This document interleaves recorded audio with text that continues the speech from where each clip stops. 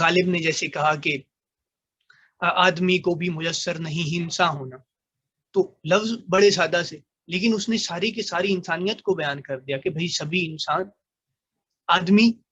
سبھی آدمی انسان نہیں ہوتے، آدمی کو بھی میسر ہے نہیں انسان ہونا، بس کہ مشکل ہے کسی کام کا آسان ہونا۔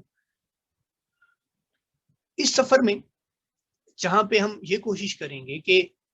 نہایت بدیع الجمال طریقے سے اور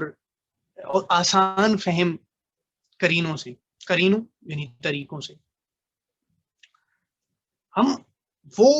لفظوں کے پیچھے جا کر ان کے معنی کو سمجھیں کہ کیسے یہ سرایت کرتے ہیں اور کیسے ان سے ہم اپنی گفتگو میں نکھار پیدا کر سکتے ہیں، اپنی نثر میں، اپنی لکھت میں، اپنے مضمون میں۔ وہیں یہ بھی سیکھیں گے کہ ہم ان امتحانات میں امتیازی نمبر لے کر کس طرح اپنے آپ کو نمائندہ کر سکتے ہیں، ایک علیحدہ سے اپنی نمائندگی قائم کر سکتے ہیں۔ جی تو یقیناً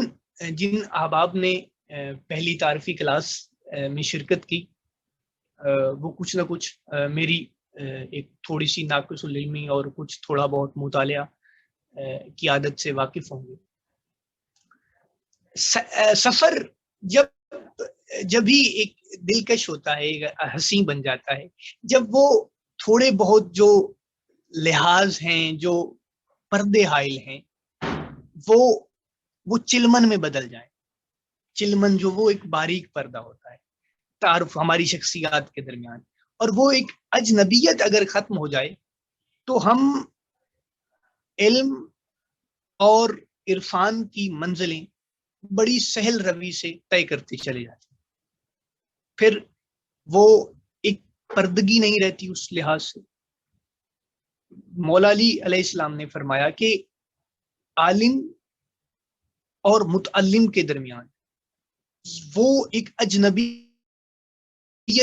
جو کریٹ ہوگی وہ تباہ کن ہے۔ نہج البلاغہ میں پورا ایک خطبہ ہے کہ وہ تباہ کن ہے، کس لیے کہ اگر اجنبیت بڑھتی گئی تو ہو سکتا ہے کہ وہ اس قدر آسانی سے وہ استفسارات، وہ سوالات نہ پوچھ سکے، اور معلم، عامل، عالم اسے اس طرح سے گائیڈ نہ کر سکے۔ تو غالب نے کیا خوب کہا کہ